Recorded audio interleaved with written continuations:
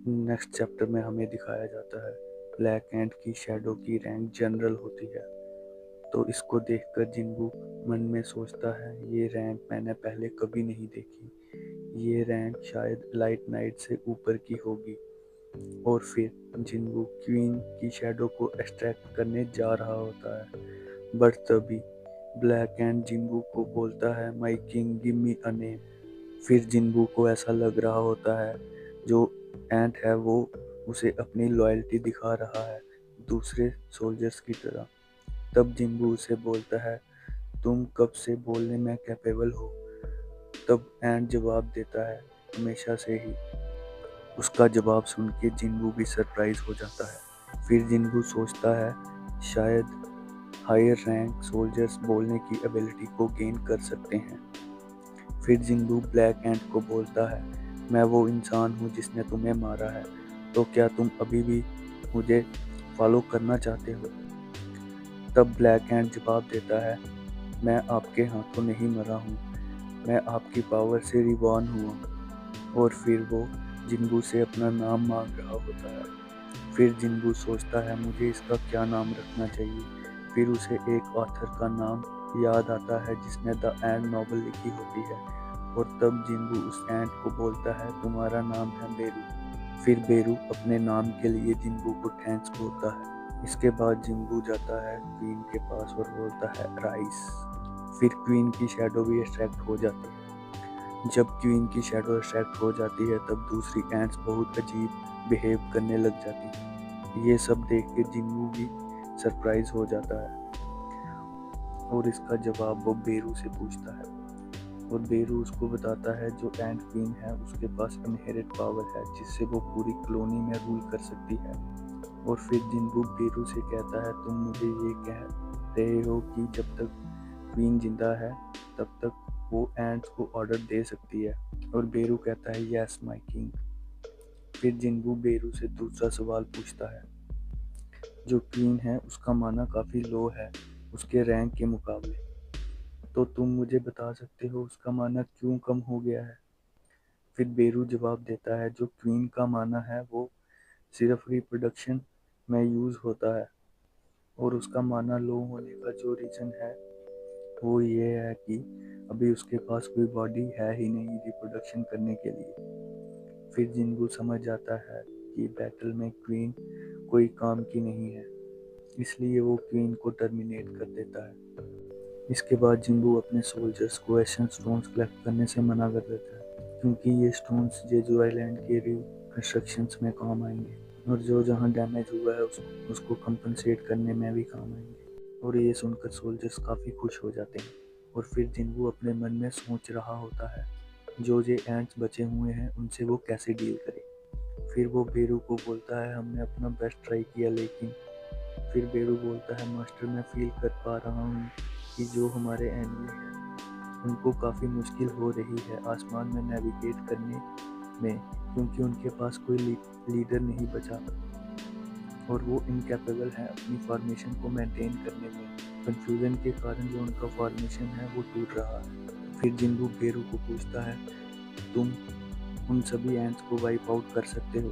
फिर बेरू जवाब देता है, अगर आप मुझे ऑर्डर दें तो क्यों नहीं मास्टर। इसके बाद हमें बाहर का सीन दिखाया जाता है, यहाँ पर हंटर्स अपने फाइटर शिप्स का यूज़ कर रहे होते हैं और कुछ हंटर अपने मैजिक्स का यूज़ करके काफ़ी सारे एंट्स को वाइप आउट कर रहे होते हैं, बट अभी भी उनके सामने काफ़ी एंट्स होती हैं और उधर डर का माहौल बना होता है।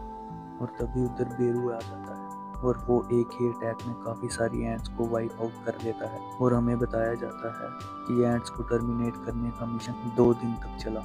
फिर सीन शिफ्ट होता है और हमें बताया जाता है जो एंट्स हैं वो चाइना बॉर्डर के पास पहुंच गई हैं। इसके बाद हम शिप के अंदर एक आदमी को देखते हैं जो अपने साथी को बताता है कि जो सेकंड वेव है एंट्स की वो हमारी शूटिंग रेंज में है, सर हम क्या करें? तो वो आदमी जवाब देता है, रुक जाओ। देखकर ऐसे लग रहा है जो हमारे हीरोज़ हैं वो चाहते हैं कि वो इन एंट्स को खुद संभालें। और फिर हमें दिखता है वो हंटर अपनी पावर को रिलीज करता है और एंट्स पे अटैक करता है। जिससे उधर जितनी भी एंड्स होती हैं वो एक ही अटैक में वाइप आउट हो जाती हैं। फिर सीन चेंज होता है और हम एक लड़की को देखते हैं जो अपने बॉस को बोलती है, आप क्या सोच रहे हैं सर। तो बॉस जिंबू और हुआंग के बारे में बात करता है और बोलता है उसका और जिंबू का मिलना मुश्किल हो गया है, और उस बंदे का नाम होता है थॉमस आंद्रे, और ये स्क्वेंजर गिल्ड का गिल्ड मास्टर होता है जिसकी गिल्ड से हुआंग होता है। फिर वो लड़की थॉमस से पूछती है, क्या होगा अगर जिंबू और हुआंग दोनों फाइट करें। थॉमस जवाब देता है, तुम मुझे अभी तक नहीं जानती हो। फिर थॉमस उस लड़की को देखता है और बोलता है, हुआंग डोंगसू स्क्वेंजर गिल्ड की प्रॉपर्टी है और स्क्वेंजर गिल्ड मेरा है, और जो भी मेरी प्रॉपर्टी को मेस्ड अप करने की कोशिश करेगा मैं उसको माफ़ नहीं करूँगा, चाहे वो यूनाइटेड स्टेट की गवर्नमेंट ही क्यों ना हो। और फिर सीन चेंज होता है और हमें दिखाते हैं जेजू आइलैंड की तीसरी रात को, जहाँ पे हंटर गिल्ड्स के लोग एसेंस स्टोन कलेक्ट करने जेजू आइलैंड आए होते हैं।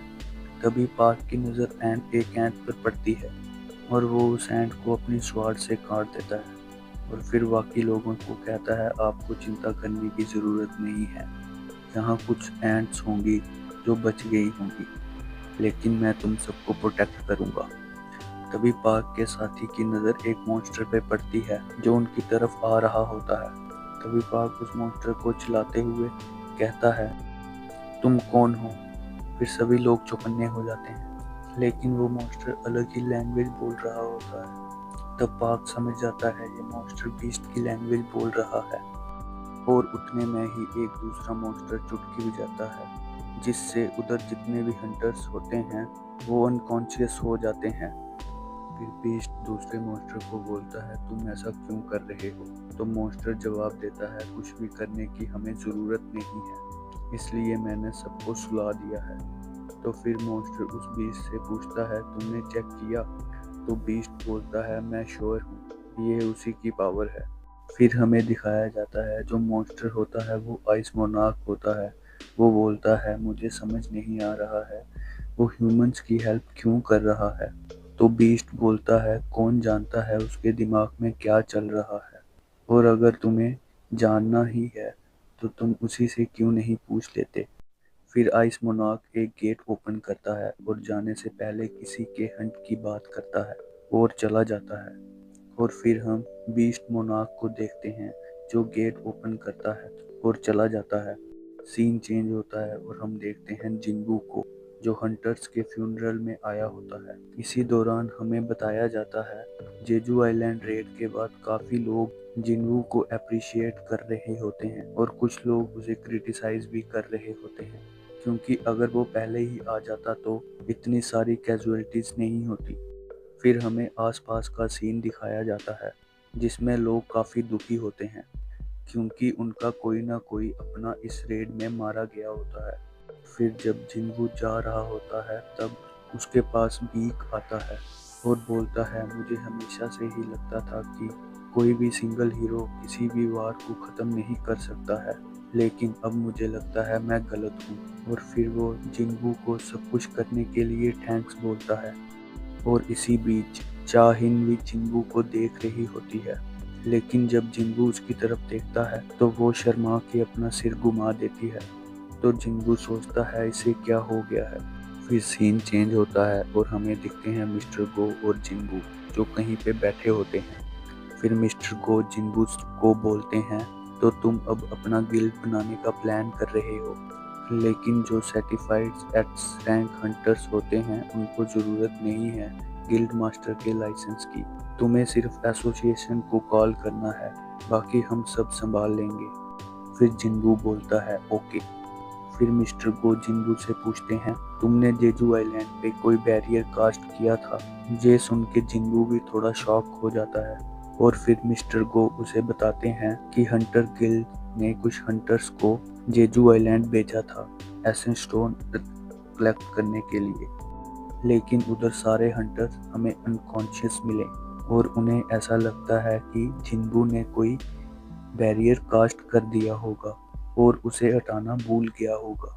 ये सुनकर जिंबू बोलता है कि यह मैंने नहीं किया, और फिर वो दोनों इस बारे में और बातें करते हैं जिसका कंक्लूजन कुछ भी नहीं निकलता। उल्टा मिस्टर गो और परेशान हो जाते हैं और तभी मिस्टर गो के पास एक आदमी आता है और उन्हें बुलाता है।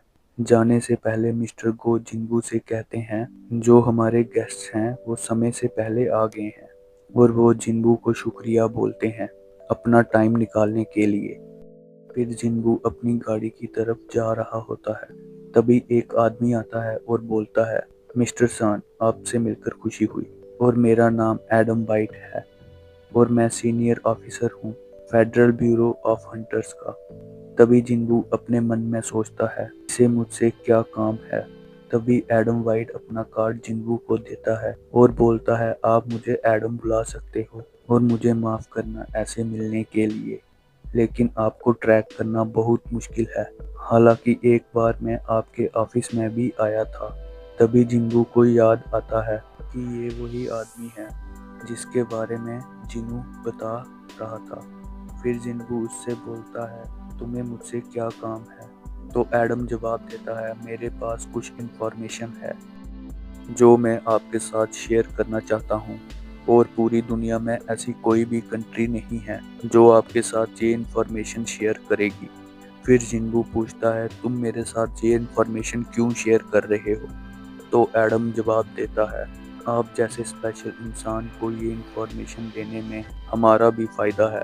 लेकिन जिन्बू उनकी बातों पर ज़्यादा ध्यान नहीं देता है और गाड़ी में बैठ जाता है और जाने से पहले उन्हें बोलता है, अगर मुझे लगा ये इन्फॉर्मेशन मेरे लिए रिलायबल है तो मैं आपको कॉल करूँगा।